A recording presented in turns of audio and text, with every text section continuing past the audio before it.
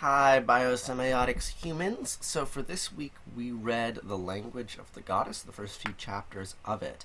And I took the liberty of, because I want to teach this book again, I actually recorded all of our assigned reading and I put it on YouTube, superimposed with the text, because it's kind of difficult to navigate this book. You sort of have to turn back and forth and back and forth. So, if you haven't started the reading yet, or even if you have but haven't finished it, I strongly recommend looking at the playlist. I've put a link to this playlist in the bottom in the description of this video. I strongly recommend watching that playlist because it has some commentary by me and I'm navigating through it, and I try to pull out some of the themes that are most relevant to this class, basically the evolution of symbolism. And I want to spend the rest of this video response talking about that. So in previous week's reading, we learned about this distinctions between of reference, right? You've got iconic reference, indexical reference, symbolic reference, and it seems to be, those seem to be the only three ways that you can refer.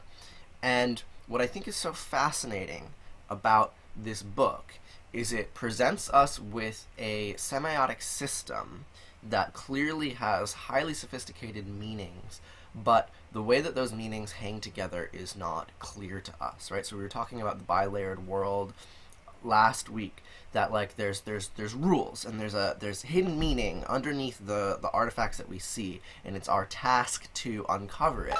And as we uncover it, we get this aha moment, a sense of like, whoa, right? Which maybe is a sense of the divine, potentially.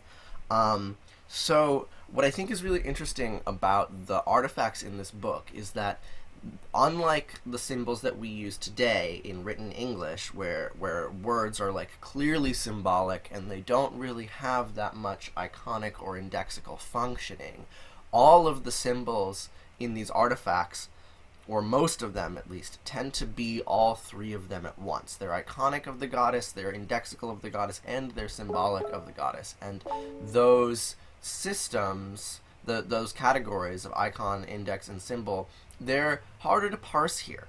And as I go through, I kind of say like, okay, this is an icon and this is an index, but I think I often make mistakes.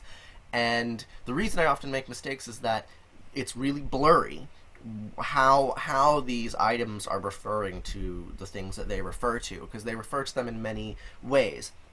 And so you get this kind of ambiguity, and I think that ambiguity leads to a kind of holism. And that's one of the things I want to talk about, is like the meanings of all these artifacts are incredibly holistic.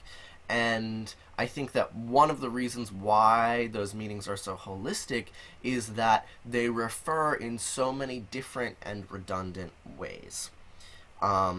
And so it's really exciting to learn, to go through these artifacts, to feel like you're learning a new language, and you can sort of step through the iconicity and the indexicality and get to the symbolism, and you can see how that logic works because you can watch yourself learning.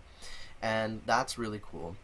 And the last thing that I want to talk about is abductive logic. I'm not going to define that in this video, it would take too long, but that's the thing that I want to talk about in class, is how a lot of the reference of these artifacts and the way that we know that they refer to things has to do with the way that they are, the way that they're iconic of each other, the way that you need to use abduction to see their meanings.